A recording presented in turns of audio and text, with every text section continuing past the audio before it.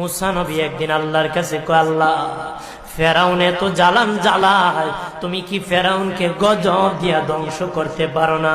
আমার আল্লাহ কয়, মুসা আমি ফেরাউনকে 4টা কারণে গজব দেই না। কয় কারণে? ফেরাউনকে 4টা কারণে গজব দেই না।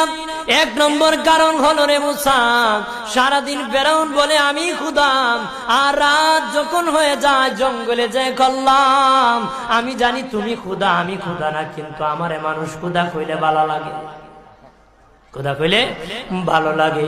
প্রভু তাই তুমি বিরক্ত হইয়া আমার উপর গজব দিও না।